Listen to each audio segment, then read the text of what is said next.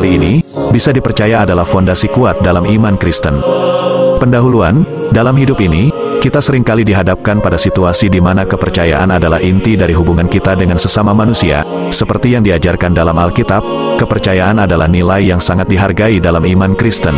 Dalam artikel ini, kita akan menjelajahi konsep kepercayaan dalam konteks rohani Kristen, dengan memandangnya sebagai fondasi yang kuat dalam hubungan kita dengan Tuhan dan sesama.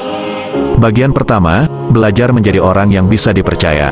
1. Integritas. Integritas adalah salah satu prinsip utama yang ditekankan dalam iman Kristen.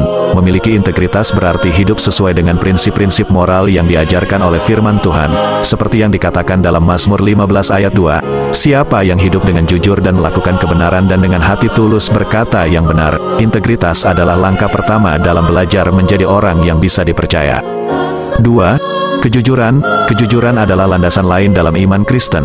Tuhan memanggil kita untuk hidup dengan kejujuran dalam segala hal. Ini mencakup berbicara jujur dan mengakui kesalahan kita, seperti yang dicatat dalam Efesus 4 ayat 25. Karena itu, buangkanlah kebohongan itu dan berkatalah yang benar, setiap seorang kepada sesamanya, sebab kita adalah anggota-anggota yang satu sama lain. 3. Konsistensi. Konsistensi dalam tindakan dan perkataan adalah tanda orang Kristen yang dapat dipercaya. Ini berarti menepati janji-janji kita dan menghindari perilaku yang meragukan. Dalam 2 Timotius 2 ayat 13, kita diajarkan bahwa Tuhan tetap setia, bahkan jika kita tidak setia, tetapi sebagai pengikut Kristus, kita juga harus meniru kesetiaannya.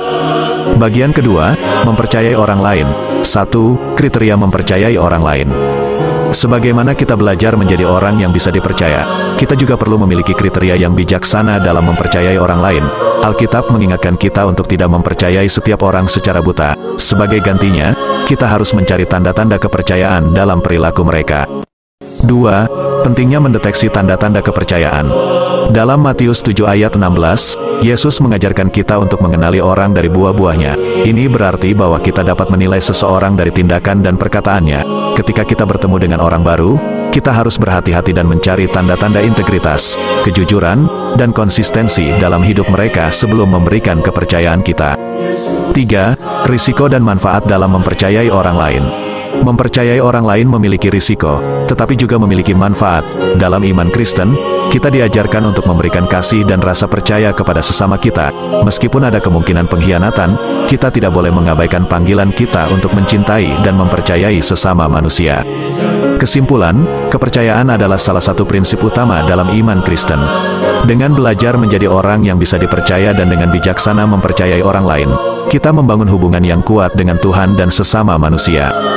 Dalam setiap langkah kita harus memandang kepercayaan sebagai fondasi yang kokoh dalam iman kita dan perjalanan rohani kita. Sebagaimana yang ditekankan dalam Proverb 3 ayat 5-6, percayalah kepada Tuhan dengan segenap hatimu, dan janganlah bersandar kepada pengertianmu sendiri. Kenalilah Dia dalam segala jalanmu, maka Ia akan meluruskan jalanmu. Dengan kepercayaan kepada Tuhan dan kepada sesama, kita dapat mengalami kehidupan yang berarti dalam Kristus.